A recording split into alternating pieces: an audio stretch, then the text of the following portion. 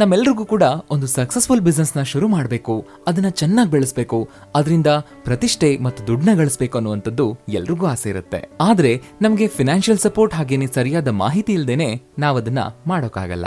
ಅಂತವರಿಗೋಸ್ಕರನೇ ಈ ನಮ್ಮ ಚಾನಲ್ ಇರೋದು. ಈ ಚಾನಲ್ ನಲ್ಲಿ ನೀವು ಸಕ್ಸಸ್ಫುಲ್ ಬಿಸ್ನೆಸ್ ಮಾಡೋದಕ್ಕೆ ಬೇಕಾಗಿರುವಂತ ಎಲ್ಲ ಮಾಹಿತಿ ಹಾಗೇನೆ ಲೋನ್ಗಳ ಬಗ್ಗೆ ವಿವರ ಮತ್ತೆ ಎಕ್ಸ್ಪರ್ಟ್ ಗಳ ಸಲಹೆಗಳು ಕೂಡ ಸಿಗುತ್ತೆ. ಹಾಗಾಗಿ ದಯಮಾಡಿ ನಮ್ಮ ಚಾನೆಲ್ನ ಸಬ್ಸ್ಕ್ರೈಬ್ ಮಾಡ್ಕೊಳ್ಳಿ. ಹಾಗೇನೆ ನಮ್ಮ ಚಾನೆಲ್ ನಲ್ಲಿ ಇರುವಂತಹ ಹಳೆ ವಿಡಿಯೋಗಳನ್ನು ಕೂಡ ನೋಡಿ. ಖಂಡಿತ ನಿಮಗೆ ಇಷ್ಟವಾಗಿರುವ ಬಿಸ್ನೆಸ್ ಐಡಿಯಾ ಸಿಗುತ್ತೆ. ನೀವೇನಾದ್ರೂ ಹೊಸ ಬಿಸ್ನೆಸ್ ಶುರು ಮಾಡ್ತಿದ್ರೆ ಅದರ ಸೂಚನೆ ಮತ್ತು ಮಾಹಿತಿಗಾಗಿ ಕಮೆಂಟ್ ಬಾಕ್ಸ್ ಅಲ್ಲಿ ಕಮೆಂಟ್ ಮಾಡಿ, ಇಲ್ಲ ಅಂದ್ರೆ ನಮಗೆ ಮೇಲ್ ಮಾಡಿ. ಹಲೋ ಫ್ರೆಂಡ್ಸ್, ಇವತ್ತು ನಾನು ನಿಮ್ಗೊಂದು ಒಳ್ಳೆ ಬಿಸ್ನೆಸ್ ಟಾಪಿಕ್ ನ ತಗೊಂಡ್ ಬಂದಿದ್ದೀನಿ. ಅದೇ LED bulb business. LED bulbs, LED tube lights, ಈ ಬಿಸ್ನೆಸ್ ನ ನಾವು ಸ್ಮಾಲ್ ಸ್ಕೇಲ್ ಯೂನಿಟ್ ಆಗಿ ಶುರು ಮಾಡಬಹುದು. ಇದನ್ನ ಹೇಗೆ ತಯಾರು ಮಾಡಬೇಕು, ಈ ಬಿಸ್ನೆಸ್ ನ ಹೇಗೆ ಮಾಡಬೇಕು, ಸೊ ಇದ್ರ ಬಗ್ಗೆ ಈ ವಿಡಿಯೋದಲ್ಲಿ ತಿಳ್ಕೊಳ್ಳೋಣ. ಪ್ರತಿಯೊಂದು ಮನೆಯಲ್ಲೂ ಬಲ್ಬ್ಗಳನ್ನು ಉಪಯೋಗಿಸ್ತೀವಿ, ಯಾಕೆಂದ್ರೆ ಬಲ್ಬ್ಗಳಿಲ್ಲದೆ ಯಾವ ಮನೆಯಲ್ಲಿ ಯಾವ ಕೆಲಸನೂ ಆಗಲ್ಲ ಅಂತ ಹೇಳ್ಬೋದು. ಅದಕ್ಕೆ ಎಲ್ಲರೂ ಈ ಬಲ್ಬ್ಗಳನ್ನ ಕೊಂಡ್ಕೊಳ್ತಾರೆ. ಅದರಲ್ಲೂ ಗ್ಯಾರಂಟಿ ವಾರಂಟಿ ಇರೋ ಬಲ್ಬ್ಗಳನ್ನ ಹೆಚ್ಚಾಗಿ ಕೊಂಡ್ಕೊಳ್ತಾರೆ. ಅದಕ್ಕೆ ಈ ಬಿಸ್ನೆಸ್ ಎವರ್ ಗ್ರೀನ್ ಬಿಸ್ನೆಸ್ ಅಂತ ಹೇಳ್ಬೋದು. ಹೊಸ ಮನೆ ಕಟ್ಟಿದ್ರೆ ಎಲ್ಲ ಹೊಸ ವಸ್ತುಗಳನ್ನೇ ಖರೀದಿ ಮಾಡ್ತಾರೆ, ಅದರಲ್ಲೂ ಈ ಬಲ್ಬ್ಗಳನ್ನ ಹೆಚ್ಚಾಗಿ ಕೊಂಡ್ಕೊಳ್ತಾರೆ. ಇದರಲ್ಲಿ ಈಗ ತುಂಬಾ ಮಾಡೆಲ್ಸ್ಗಳು ಬಂದಿದೆ. ಹಾಗಾಗಿ ಈ ಬಿಸ್ನೆಸ್ ಒಳ್ಳೆ ಲಾಭ ಕೊಡುವಂತ ಬಿಸ್ನೆಸ್ ಅಂತ ಹೇಳ್ಬೋದು. ಸೊ ಹಾಗಾದ್ರೆ ಈ ಬಿಸ್ನೆಸ್ ಬಗ್ಗೆ ಕಂಪ್ಲೀಟ್ ಡೀಟೇಲ್ಸ್ ನಾವೀಗ ತಿಳ್ಕೊಳ್ಳೋಣ. ಮೊದಲು ರಿಜಿಸ್ಟ್ರೇಷನ್ ಬಗ್ಗೆ ತಿಳ್ಕೊಳ್ಳೋಣ. ಈ ಬಿಸ್ನೆಸ್ ಮಾಡೋದಕ್ಕೆ ನಮಗೆ 100 ರಿಂದ 200 ಅಡಿ ಜಾಗ ಬೇಕಾಗುತ್ತೆ. ಯಾಕೆಂದ್ರೆ ಇದನ್ನ ತಯಾರು ಮಾಡುವಂತಹ ಯೂನಿಟ್ಗೆ ಮಷಿನರಿಗಳನ್ನ ಇಡೋದಕ್ಕೆ, ಹಾಗೆ ಒಂದಷ್ಟು ಸ್ಟಾಕ್ ನ ಇಟ್ಟು ಇವೆಲ್ಲ ತಯಾರಾದ್ಮೇಲೆ ಪ್ಯಾಕ್ ಮಾಡೋದಕ್ಕೆ. ಸೊ ಹೀಗೆ ನಮಗೆ ಮಿನಿಮಮ್ ಆಗಿ 100 ರಿಂದ 200 ಅಡಿ ಜಾಗ ಬೇಕಾಗುತ್ತೆ. ಹೀಗೆ ಈ ಬಿಸ್ನೆಸ್ ನ ನಡೆಸೋದಕ್ಕೆ ಬೇಕಾಗಿರುವಂತಹ ಜಾಗ ನಿಮ್ ಸ್ವಂತದ್ದಾಗಿದ್ರೆ ತುಂಬಾ ಒಳ್ಳೇದು. ಇಲ್ಲ ಅಂದ್ರೆ ನೀವು ಅದನ್ನ ರೆಂಟಿಗೆ ತಗೋಬೇಕಾಗತ್ತೆ. ಆಗ ರೆಂಟಲ್ ಅಗ್ರಿಮೆಂಟ್ ಮಾಡಿಸ್ಕೋಬೇಕಾಗತ್ತೆ. ಹಾಗೆ ನೀವು ಈ ಬಿಸ್ನೆಸ್ ನ ಮಾಡೋದಕ್ಕೆ ಟ್ರೇಡ್ ಲೈಸೆನ್ಸ್ ನ ಕಡ್ಡಾಯವಾಗಿ ತಗೊಳ್ಬೇಕಾಗತ್ತೆ. ನೀವು ಯಾವುದೇ ಬಿಸ್ನೆಸ್ ಮಾಡಿದ್ರೂ GST ನ ನೀವು ನಮೂದಿಸ್ಕೋಬೇಕಾಗುತ್ತೆ. ಲೋಕಲ್ ಅಲ್ಲಿರುವಂತಹ ಟ್ಯಾಕ್ಸ್ ಕನ್ಸಲ್ಟೆಂಟ್ ನ ನೀವು ಭೇಟಿ ಆದ್ರೆ ನೀವು ಅದನ್ನ ನಮೂದಿಸ್ಕೋಬಹುದು. ಇದು ಇಂಡಸ್ಟ್ರಿ ಕ್ಯಾಟಗರಿಲೇ ಬರುತ್ತೆ. ಸೊ ಹಾಗಾಗಿ ನೀವು ಸ್ಮಾಲ್ ಸ್ಕೇಲ್ ಅಲ್ಲಿ ಶುರು ಮಾಡ್ತಾ ಇರೋದ್ರಿಂದ ಪರಿಸರ ಇಲಾಖೆಯಿಂದ ನೀವು ಪರ್ಮಿಷನ್ ನ ತಗೋಬೇಕಾಗುತ್ತೆ. ನೀವು ಈ ಪರ್ಮಿಷನ್ ಅವಶ್ಯಕತೆ ಇಲ್ಲ ಅಂತ ಅನ್ಕೊಳ್ಬಹುದು, ಆದ್ರೆ ಪರಿಸರ ಇಲಾಖೆಯಿಂದ ನೀವು ಈ ಪರ್ಮಿಷನ್ ನ ತಗೊಳ್ಬೇಕಾಗುತ್ತೆ. ಹಾಗೆ ಸರ್ಕಾರದ ಮೂಲಕ ನೀವು ಫ್ಯಾಕ್ಟರಿ ಲೈಸೆನ್ಸ್ ಡಿಪಾರ್ಟ್ಮೆಂಟ್ ಇಂದ ಆ ಲೈಸೆನ್ಸ್ ನ ತಗೊಳ್ಬೇಕಾಗುತ್ತೆ. ಇದರ ಜೊತೆಗೆ ನೀವು ಮುಂದಿನ ದಿನಗಳಲ್ಲಿ ಈ ಬಿಸ್ನೆಸ್ಗೆ ಸಂಬಂಧಪಟ್ಟಂತೆ ನೀವೇನಾದ್ರೂ ಬ್ಯಾಂಕ್ ಲೋನ್ಗೆ ಅಪ್ಲೈ ಮಾಡ್ತೀರಾ ಅಂತ ಆದ್ರೆ ಅವರು ಲೇಬರ್ ಸರ್ಟಿಫಿಕೇಟ್ ನ ಕೇಳ್ತಾರೆ. ಹಾಗಾಗಿ ನೀವು ಲೇಬರ್ ಸರ್ಟಿಫಿಕೇಟ್ ನ ಕೂಡ ಮಾಡಿಸ್ಕೊಳ್ಬೇಕಾಗುತ್ತೆ. ಹಾಗೆ ನಿಮ್ಮ ಬಿಸ್ನೆಸ್ಗೆ ನಿಮ್ಮದೇ ಆದಂತಹ ಒಂದು ಬ್ರ್ಯಾಂಡ್ ನ ಮಾಡ್ಕೊಳ್ಳೋದ್ರಿಂದ ನೀವು ಅದಕ್ಕೆ ಒಂದು ಒಳ್ಳೆ ಹೆಸರನ್ನ ಹುಡುಕ್ಬೇಕಾಗುತ್ತೆ. ಹಾಗೆ ಒಂದು ಲೋಗೋನ ಡಿಸೈನ್ ಮಾಡಿಸ್ಕೋಬೇಕಾಗುತ್ತೆ. ಇದು ನಿಮ್ಗೆ ಸುಲಭವಾಗಿ ಮಾರ್ಕೆಟ್ಗೆ ಹೋಗೋದಕ್ಕೆ ಉಪಯೋಗ ಆಗುತ್ತೆ. ಹಾಗಾದ್ರೆ LED ಬಲ್ಬ್ ನ ಯಾವ ಮೆಟೀರಿಯಲ್ ಇಂದ ತಯಾರು ಮಾಡ್ತಾರೆ, ಅದಕ್ಕೆ ಏನೇನ್ ಬೇಕಾಗುತ್ತೆ, ಇದ್ರ ಬಗ್ಗೆ ತಿಳ್ಕೊಳ್ಳೋಣ. LED ಬಲ್ಬ್ ನ ತಯಾರು ಮಾಡೋದಕ್ಕೆ LED PCB ಬೇಕಾಗುತ್ತೆ. ಹಾಗೆ RC ಡ್ರೈವರ್ ಬೇಕಾಗುತ್ತೆ. ಬೇಸ್ P22 E27 ಅನ್ನೋ ಪರಿಕರಗಳು ಬೇಕಾಗುತ್ತೆ. ಹಾಗೆ ಎಲೆಕ್ಟ್ರಿಕಲ್ ಆಗಿ ಬಾಡಿ ಹೌಸ್ ಅಂತ ಕರೀತಾರೆ, ಸೊ ಅದು ಸಹ ಬೇಕಾಗುತ್ತೆ. ಹಾಗೆ ಈ ಬಲ್ಬ್ ನ ತಯಾರಿ ಮಾಡೋದಕ್ಕೆ ಚಿಕ್ಕ ಚಿಕ್ಕ ಸ್ಕ್ರೂಗಳು ಬೇಕಾಗುತ್ತೆ. ಇನ್ನು ವೈರ್ಗಳನ್ನ ನಾವು ಇದರಲ್ಲಿ ಬಳಸ್ತೀವಿ, ಸೊ ಹಾಗಾಗಿ ವೈರ್ಗಳನ್ನ ಸಹ ನಾವು ತಗೋಬೇಕಾಗುತ್ತೆ. ಹಾಗೆ ಬಲ್ಬ್ ಮೇಲ್ಗಡೆ ಹಾಕೋದಕ್ಕೆ ಡಿಫ್ಯೂಸರ್ ಬೇಕಾಗುತ್ತೆ. ಇನ್ನು ಇದನ್ನ ಅಂಟಿಸೋದಕ್ಕೆ ನಮಗೆ ಥರ್ಮಲ್ ಗಮ್ ಬೇಕಾಗುತ್ತೆ. ಇದನ್ನ ಹೀಟ್ ಸಿಂಕ್ ಕಾಂಪೌಂಡ್ ಪೇಸ್ಟ್ ಅಂತಾನೂ ಕರೀತಾರೆ. ಸೊ ಹಾಗಾಗಿ ಹೀಟ್ ಸಿಂಕ್ ಕಾಂಪೌಂಡ್ ಪೇಸ್ಟ್ ಅಥವಾ ನಮಗೆ ಥರ್ಮಲ್ ಗಮ್ ಈ ಬಲ್ಬ್ ಅನ್ನು ತಯಾರು ಮಾಡೋದಕ್ಕೆ ಬೇಕಾಗುವಂತಹ ರಾ ಮೆಟೀರಿಯಲ್ಸ್ ಗಳಾಗುತ್ತೆ. ಇನ್ನು LED ಟ್ಯೂಬ್ ಲೈಟ್ ಗೆ ಬೇಕಾಗುವಂತಹ ರಾ ಮೆಟೀರಿಯಲ್ಸ್ ಏನು ಅಂತ ನೋಡೋಣ. MC PCB ಬೇಕಾಗುತ್ತೆ. ಹಾಗೆ MC ಡ್ರೈವರ್ ಬೇಕಾಗುತ್ತೆ. ಹೌಸಿಂಗ್ ಬೇಕಾಗುತ್ತೆ. ಹಾಗೆ ಲೆನ್ಸ್ ಬೇಕಾಗುತ್ತೆ. ಹಾಗೆ ಇದ್ರ ಜೊತೆಗೆ ನಮಗೆ ಡಿಫ್ಯೂಸರ್ ಬೇಕಾಗುತ್ತೆ ಮತ್ತೆ ಥರ್ಮಲ್ ಗಮ್ ಬೇಕಾಗುತ್ತೆ. ಹೀಗೆ ನಮಗೆ ಈ ಎರಡೂ ಬಲ್ಬ್ಗಳಿಗೆ ಬೇಕಾದಂತಹ ರಾ ಮೆಟೀರಿಯಲ್ಸ್ ಏನು ಅಂತ ನಾವು ತಿಳ್ಕೊಂಡ್ವಿ. ಈಗ ಇವೆರಡಕ್ಕೂ ಸಹ ಕೆಲವೊಂದು ಮಷಿನರಿಗಳು ಬೇಕಾಗುತ್ತೆ. ಅದು ಏನು ಅಂತ ತಿಳ್ಕೊಳ್ಳೋಣ. ನಮಗೆ ಆಟೋಮೆಟಿಕ್ ಸ್ಕ್ರೂ ಡ್ರೈವರ್ ಬೇಕಾಗುತ್ತೆ. ಯಾಕೆಂದ್ರೆ ನಾವು ಇದನ್ನ ತುಂಬಾ ಬಳಸಬೇಕಾಗುತ್ತೆ. ಪವರ್ ಸಪ್ಲೈ ಇಂದಾನೆ ಸ್ಕ್ರೂ ಅನ್ನುವಂಥದ್ದು ಟೈಟ್ ಆಗುತ್ತೆ. ಹಾಗಾಗಿ ನಮಗೆ ಆಟೋಮೆಟಿಕ್ ಸ್ಕ್ರೂ ಡ್ರೈವರ್ ಬೇಕಾಗುತ್ತೆ. ಹಾಗೆ ಬಲ್ಬ್ ತಯಾರಾದ್ಮೇಲೆ ಟೆಸ್ಟ್ ಮಾಡೋದಕ್ಕೆ LED ಬಲ್ಬ್ ಟೆಸ್ಟಿಂಗ್ ಮಷಿನ್ ಬೇಕಾಗುತ್ತೆ. ಎಂಡ್ ಕ್ಯಾಪ್ ಹಾಕೋಕ್ಕೂ ಮುಂಚೆ ಆ ಬಲ್ಬ್ ಸರಿಯಾಗಿ ಕೆಲಸ ಮಾಡುತ್ತಾ ಇಲ್ವಾ ಅಂತ ಟೆಸ್ಟ್ ಮಾಡಿ ನಂತರ ಅದನ್ನ ನಾವು ಪ್ಯಾಕಿಂಗ್ ಕಳಿಸಬೇಕಾಗುತ್ತೆ. ಸೊ ಹಾಗಾಗಿ ನಮಗೆ ಈ LED ಬಲ್ಬ್ ಟೆಸ್ಟಿಂಗ್ ಮಷಿನ್ ಬೇಕಾಗುತ್ತೆ. ಇನ್ನು ಇದ್ರ ಜೊತೆಗೆ ನಮಗೆ ಹೀಟಿಂಗ್ ಮಷಿನ್ ಬೇಕಾಗುತ್ತೆ. ಹಾಗೆ ಇದೇ ತರ ನಮಗೆ ಪಂಚಿಂಗ್ ಮಷಿನ್ ಬೇಕಾಗುತ್ತೆ. ಈ P22 ಹಾಗೆ ಬಲ್ಬ್ ಹೌಸಿಂಗ್ ನಾವು ಕೂಡಿಸೋದ್ರಿಂದ ಆಟೋಮೆಟಿಕ್ ಕಂಪ್ರೆಸರ್ ಮೂಲಕ ಪಂಚಿಂಗ್ ಆಗೋದ್ರಿಂದ ನಮಗೆ ಪಂಚಿಂಗ್ ಮಷಿನ್ ಬೇಕಾಗುತ್ತೆ. ಇದು ನಿಮಗೆ ಮ್ಯಾನ್ಯುಯಲ್ ಮಷಿನ್ ಸಹ ಸಿಗುತ್ತೆ. ಸ್ವಲ್ಪ ಖರ್ಚನ್ನ ನಾವು ಹೇಗಾದ್ರೂ ಮಾಡಿ ಅಡ್ಜಸ್ಟ್ ಮಾಡ್ಕೊಳ್ತೀವಿ ಅಂತ ಆದ್ರೆ ನಿಮಗೆ ಆಟೋಮೆಟಿಕ್ ಕಂಪ್ರೆಸರ್ ಮೂಲಕ ಪಂಚಿಂಗ್ ಮಷಿನ್ ಸಿಗುತ್ತೆ. ಹಾಗೆ ನಮಗೆ ಶೋಲ್ಡರ್ ಗನ್ ಸಹ ಬೇಕಾಗುತ್ತೆ. ಇದಷ್ಟು ಸಹ ಬೇಕಾಗಿರೋ ಮಷಿನ್ ಗಳ ಬಗ್ಗೆ ಆಯ್ತು.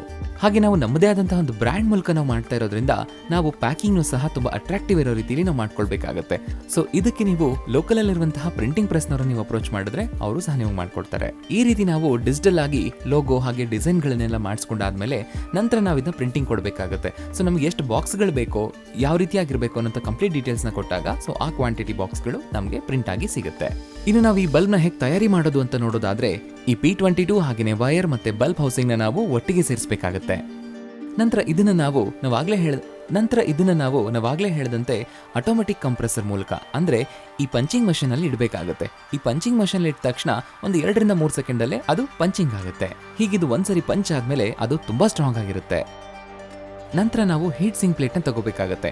ಅದನ್ನ ನಾವು ಮಧ್ಯ ಇಡಬೇಕಾಗತ್ತೆ. ಈ ರೀತಿಯಾಗಿ ಇನ್ಸರ್ಟ್ ಮಾಡಿದಾದ್ಮೇಲೆ ಹೀಟ್ ಸಿಂಕ್ ಕಾಂಪೌಂಡ್ ಪೇಸ್ಟ್ ನ ನಾವು ಅಪ್ಲೈ ಮಾಡಬೇಕಾಗತ್ತೆ. ನಂತರ ಅದಕ್ಕೆ ಸಂಬಂಧಪಟ್ಟಂತೆ ಎಲ್ಲ ಸ್ಕ್ರೂ ಫಿಟ್ಟಿಂಗ್ಸ್ ನ ಮಾಡಬೇಕಾಗತ್ತೆ. ಈ ಸ್ಕ್ರೂ ಫಿಟ್ಟಿಂಗ್ಸ್ ಆದ್ಮೇಲೆ ನಮಗೆ ನ್ಯೂಟ್ರಲ್ ಫೇಸ್ ಹಾಗೆ ಲೈನ್ ಫೇಸ್ ಅಂತ 2 ವೈರ್ಗಳು ಕಾಣಿಸುತ್ತೆ. ಈ ವೈರ್ಗೆ ನಾವು ಸಾಲ್ಡರಿಂಗ್ ಮಾಡಬೇಕಾಗತ್ತೆ. ಸೊ ನಾವಿಷ್ಟು ಮಾಡಿದ್ರೆ ಬಲ್ಬ್ ಅಲ್ಲಿಗೆ ತಯಾರಾದ ಹಾಗೇನೆ. ಬರೀ 20 ರಿಂದ 30 ಸೆಕೆಂಡಲ್ಲೇ ಒಂದು ಬಲ್ಬು ತಯಾರಾಗ್ಬಿಡುತ್ತೆ. ತುಂಬಾನೇ ಸುಲಭ ಇದು ತಯಾರು ಮಾಡುವಂಥದ್ದು. ಆದ್ರೆ ನಂತರ ನಾವು ಇದನ್ನ ಟೆಸ್ಟಿಂಗ್ ಮಾಡಬೇಕಾಗತ್ತೆ. ಹೀಗೆ ಬಲ್ಬ್ನ ಟೆಸ್ಟ್ ಮಾಡಿದಾದ್ಮೇಲೆ ಸೊ ಇದು ಕರೆಕ್ಟ್ ಆಗಿತ್ತು ಅಂತಂದ್ರೆ ನಂತರ ನಾವು ಇದನ್ನ ಫೈನಲ್ ಆಗಿ ಡಿಫ್ಯೂಸರ್ ಹಾಕಬೇಕಾಗತ್ತೆ. ಸೊ ಅಲ್ಲಿಗೆ ಕಂಪ್ಲೀಟ್ ಆಗಿ ಬಲ್ಬ್ ತಯಾರಾದ ಹಾಗೇನೆ. ಇದಾದ್ಮೇಲೆ ನಾವು ಇದನ್ನ ಯಾವ ರೀತಿಯಾದಂತ ಪ್ಯಾಕ್ ಅಲ್ಲಿ ನಾವು ಇಟ್ಟು ಪ್ಯಾಕ್ ಮಾಡಬೇಕು ಅಂತ ಇರ್ತೀವೋ ಹಾಗೆ ಇದನ್ನ ಪ್ಯಾಕ್ ಮಾಡಬೇಕಾಗತ್ತೆ. ತುಂಬಾ ಜನಕ್ಕೆ ಈ ಬಿಸ್ನೆಸ್ ಬಗ್ಗೆ ಒಂದು ಪ್ರಶ್ನೆ ಇರುತ್ತೆ. ನಾವು ರಾ ಮೆಟೀರಿಯಲ್ಸ್ ನ ತಗೋತೀವಿ, ಇನ್ವೆಸ್ಟ್ಮೆಂಟ್ ಹಾಕ್ತೀವಿ, ಆದ್ರೆ ಈ ಬಲ್ಬ್ ನ ಹೇಗೆ ತಯಾರಿ ಮಾಡೋದು ಅದು ಸ್ವಲ್ಪ ಕಷ್ಟ ಆಗುತ್ತೆ ಅನ್ನೋ ಪ್ರಶ್ನೆ ಇರಬಹುದು. ಹಾಗಾಗಿನೇ ಕೆಲವೊಂದು ಇನ್ಸ್ಟಿಟ್ಯೂಟ್ಗಳು ಈ ಬಲ್ಬ್ ನ ಹೇಗೆ ತಯಾರಿ ಮಾಡಬೇಕು ಅಂತ ತಿಳಿಸುತ್ತವೆ. ಹಾಗಾಗಿ ನೀವು ಅವ್ರನ್ನ ಆನ್ಲೈನ್ ಅಲ್ಲಿ ಅಪ್ರೋಚ್ ಆಗಬಹುದು. ಸೊ ಈ ಮೂಲಕ ನೀವು ಟ್ರೈನಿಂಗ್ ನ ತಗೋಬಹುದು. ಒಂದ್ ವೇಳೆ ಇದು ಸಾಧ್ಯ ಆಗಿಲ್ಲ ಅಂದ್ರೆ ಈ ಮಷಿನ್ಸ್ ನೀವು ಎಲ್ಲಿ ಕೊಂಡ್ಕೊಳ್ತೀರಲ್ವಾ, ಅವರು ಸಹ ಈ ಬಲ್ಬ್ ನ ಹೇಗೆ ತಯಾರಿ ಮಾಡಬೇಕು ಅನ್ನೋದ್ರ ಬಗ್ಗೆ ಟ್ರೈನಿಂಗ್ ನ ನೀಡ್ತಾರೆ. ಆದ್ರೆ ನೀವು ಅವ್ರ ಹತ್ರನೇ ಮಷಿನ್ ನ ಕೊಂಡ್ಕೊಳ್ಬೇಕಾಗತ್ತೆ. ಸೊ ಹೀಗೆ ಒಂದು 15 ರಿಂದ 20 ದಿನಗಳಲ್ಲಿ ಆ ಟ್ರೈನಿಂಗ್ ಅನ್ನುವಂಥದ್ದನ್ನ ಸಾಧ್ಯವಾದ್ರೆ ಉಚಿತವಾಗಿಯೇ ನಿಮಗೆ ಅವರು ತಿಳಿಸ್ಕೊಡ್ತಾರೆ. ಒಂದ್ ವೇಳೆ ನಮಗೆ ಮಷಿನ್ ಬೇಡ, ಬರೀ ಟ್ರೈನಿಂಗ್ ಮಾತ್ರ ಬೇಕು ಅಂತಂದ್ರೆ ನೀವು ಆ ಇಂಡಸ್ಟ್ರಿ ಅವ್ರನ್ನ ಅಪ್ರೋಚ್ ಮಾಡಬೇಕಾಗುತ್ತೆ. ನಂತರ ಟ್ರೈನಿಂಗ್ ತಗೋಬೇಕಾಗುತ್ತೆ. ಹಾಗೇನೆ ಅದಕ್ಕೊಂದು ಸರ್ಟಿಫಿಕೇಟ್ ಅಂತ ಕೊಡ್ತಾರೆ. ಆದ್ರೆ ನೀವು ರಾ ಮೆಟೀರಿಯಲ್ಸ್ ನ ಅಲ್ಲೇ ತಗೋಬೇಕಾಗುತ್ತೆ. ಒಂದ್ ವೇಳೆ ನಿಮಗೆ ಈ ಬಲ್ಬ್ ತಯಾರಿ ಮಾಡೋದು ತುಂಬಾ ಸುಲಭ, ಯಾವುದೇ ತೊಂದರೆ ಇಲ್ಲ ಅಂತ ನಿಮ್ಗೆ ಅನ್ಸಿದ್ರೆ ನೀವು ಈ ಮಟೀರಿಯಲ್ಸ್ ನೀವು ಕೊಂಡ್ಕೊಳ್ಬಹುದು, ಆನ್ಲೈನ್ ಅಲ್ಲಿ ಕೊಂಡ್ಕೊಳ್ಬಹುದು. ನಂತರ ನೀವು ಅದನ್ನ ತಯಾರಿ ಮಾಡಬಹುದು. ಆದ್ರೆ ಫಸ್ಟ್ ಟೈಮ್ ನೀವು ಈ ಬಿಸ್ನೆಸ್ ಮಾಡುವಾಗ ಬೇಕಾಗಿರುವಂತಹ ಮಟೀರಿಯಲ್ಸ್ ಬಗ್ಗೆ ಹೆಚ್ಚಿನ ಗಮನ ಕೊಡಬೇಕು. ಯಾಕೆಂತಂದ್ರೆ ಒಳ್ಳೆ ಕ್ವಾಲಿಟಿ ಇರುವಂತಹ ಪ್ರಾಡಕ್ಟ್ಸ್ ನೀವು ತಗೋಬೇಕಾಗುತ್ತೆ. ಅದಕ್ಕೋಸ್ಕರನೇ ಎಲೆಕ್ಟ್ರಿಕಲ್ ಇಂಡಸ್ಟ್ರಿಗಳು ಇದಕ್ಕೆ ಅಂತ ಡೆಮೋಗಳನ್ನ ಕೊಡುತ್ತೆ. ಸೊ ಹಾಗಾಗಿ ನಾವು ಅಪ್ರೋಚ್ ಮಾಡಿದ್ರೆ ಅವ್ರು ಯಾವಾಗ ಬರೋದಕ್ಕೆ ಹೇಳ್ತಾರೋ ಅವಾಗ ನಾವು ಹೋಗಬೇಕು, ಅಪ್ರೋಚ್ ಆಗಬೇಕು. ನಂತರ ಆ ಡೆಮೋನ ನಾವು ಪಡ್ಕೊಂಡಾಗ ನಮಗೆ ಕ್ವಾಲಿಟಿ ಆದಂತಹ ಪ್ರಾಡಕ್ಟ್ನ ನಾವು ಅವರಿಂದ ಖರೀದಿ ಮಾಡ್ಬೋದು. ಇದಕ್ಕೆ ಬೇಕಾಗಿರುವಂತಹ ಎಲೆಕ್ಟ್ರಿಕಲ್ ಐಟಮ್ಸ್ನ ನಾವು ಇದೇ ಕಂಪನಿಯಿಂದ ತಗೊಳ್ಳಿ ಅಂತ ಹೇಳ್ತಾ ಇಲ್ಲ. ನಿಮ್ಗೆ ಯಾವ್ದು ಇಷ್ಟ ಆಗುತ್ತೋ, ಯಾವ್ದು ಚೆನ್ನಾಗಿ ಅನ್ಸುತ್ತೋ, ಕ್ವಾಲಿಟಿ ಚೆನ್ನಾಗಿ ಅಂತ ಅನ್ಸುತ್ತೋ ಅಲ್ಲಿ ನೀವು ತಗೊಳ್ಬಹುದು. ಹೀಗೆ ನೀವು ಈ ಎಲ್ಲ ಮೆಟೀರಿಯಲ್ಸ್ನ ತಗೊಂಡಾದ್ಮೇಲೆ ಇದನ್ನ ಅಸೆಂಬ್ಲಿ ಮಾಡೋದಕ್ಕೆ ನೀವು ಟ್ರೈನಿಂಗ್ನ ತಗೊಳ್ಬೇಕಾಗತ್ತೆ. ಅಥವಾ ನೀವು ಈ ಥರದ ಇನ್ಸ್ಟಿಟ್ಯೂಟ್ನ ಅಥವಾ ಇಂಡಸ್ಟ್ರಿಗಳನ್ನ ನೀವು ಅಪ್ರೋಚ್ ಮಾಡಬೇಕಾಗತ್ತೆ. ನೀವು ಅದನ್ನ ಆನ್ಲೈನಲ್ಲೂ ಸಹ ಹುಡುಕಿ ಅಪ್ರೋಚ್ ಮಾಡಬಹುದು. ನಂತರ ನೀವು ಆ ಟ್ರೈನಿಂಗ್ನ ತಗೊಂಡು ಆ ಬಿಸ್ನೆಸ್ನ ಶುರು ಮಾಡಬಹುದು.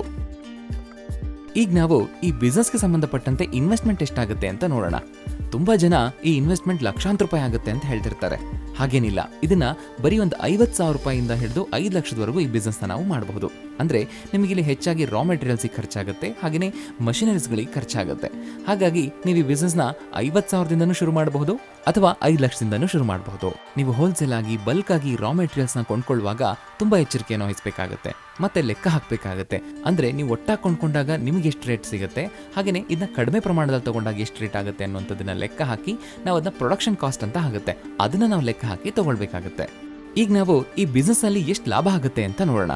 ನಾವು ಒಂದು ಬಲ್ಬ್ನ ತಯಾರಿ ಮಾಡೋದಕ್ಕೆ ಅಂದ್ರೆ ಇವತ್ತಿನ ಪರಿಸ್ಥಿತಿಲಿ ಇವೆಲ್ಲ ರಾ ಮೆಟೀರಿಯಲ್ಸ್ನ ರೇಟ್ಗಳೇನಿದೆ ಅದನ್ನ ನಾವು ಆಧಾರವಾಗಿಟ್ಕೊಂಡು ನಂತರ ಇದು ಮಾರ್ಕೆಟಿಂಗ್ ಪ್ರತಿಯೊಂದು ಹಂತದಲ್ಲೂ ಕೂಡ ಖರ್ಚು ಎಷ್ಟಾಗುತ್ತೆ ಅಂತ ಲೆಕ್ಕ ಹಾಕೋದಾದ್ರೆ ಪ್ರತಿ ಒಂದು ಬಲ್ಬು ತಯಾರಾಗೋದಕ್ಕೆ ನಮಗೆ ಬೇಕಾಗುವಂತಹ ಖರ್ಚು 10 ರಿಂದ 15 ರೂಪಾಯಿ ಆಗುತ್ತೆ.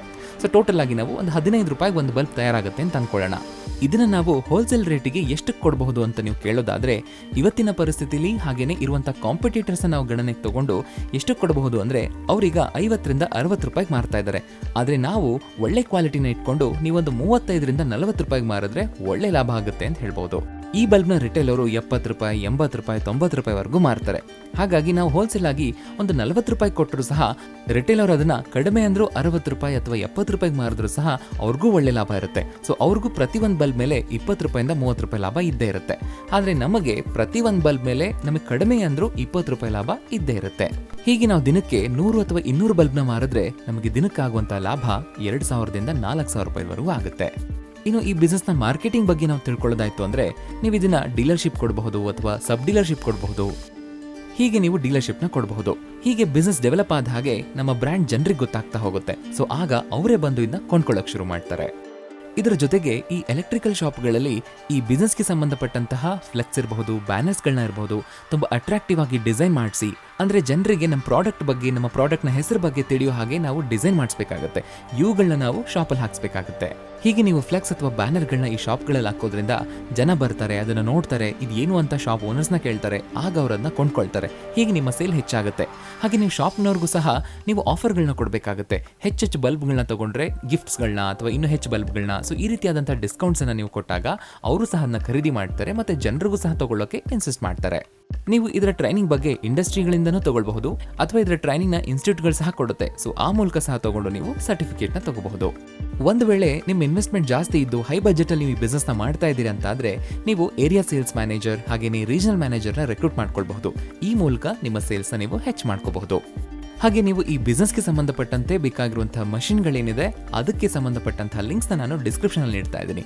ಸೊ ನಾವಿಲ್ಲಿ ಡಿಸ್ಕ್ರಿಪ್ಷನ್ ಅಲ್ಲಿ ಆ ಲಿಂಕ್ಸ್ನ ಕೊಟ್ಟಿದ್ದೀವಿ ಅಂದ್ರೆ ನೀವು ಅಲ್ಲೇ ತಗೋಬೇಕು, ಆ ಮಷಿನ್ಗಳನ್ನೇ ತಗೊಳ್ಬೇಕು ಅಂತೇನಿಲ್ಲ. ಇದು ಬರೀ ನಿಮ್ಮ ಮಾಹಿತಿಗೋಸ್ಕರ ಅಷ್ಟೇ. ಸೊ ನಿಮಗೆ ಎಲ್ಲಿ ಮಷಿನ್ ಚೆನ್ನಾಗಿ ಅನ್ಸುತ್ತೋ, ಯಾವ ಕ್ವಾಲಿಟಿ ಚೆನ್ನಾಗಿ ಅನ್ಸುತ್ತೋ, ಕಡಿಮೆ ಅಂತ ಎಲ್ಲಿ ಅನ್ಸುತ್ತೋ, ಸರ್ವಿಸ್ ಎಲ್ಲಿ ಚೆನ್ನಾಗಿ ಅನ್ಸುತ್ತೋ ಅಲ್ಲಿ ನೀವು ಕೊಂಡ್ಕೊಳ್ಬಹುದು. ಸೊ ಫ್ರೆಂಡ್ಸ್, ಇದು LED ಬಲ್ಬ್ ಬಿಸ್ನೆಸ್. ಇದಕ್ಕೆ ಸಂಬಂಧಪಟ್ಟಂತೆ ಏನೇ ಮಾಹಿತಿ ಬೇಕಿದ್ದಲ್ಲಿ ಕಮೆಂಟ್ ಮಾಡಿ. ಸೊ ಮುಂದಿನ ಸಾರಿ ಮತ್ತೊಂದು ಬಿಸ್ನೆಸ್ ಐಡಿಯಾ ಜೊತೆಗೆ ನಿಮ್ಮನ್ನ ಭೇಟಿ ಆಗ್ತೀನಿ.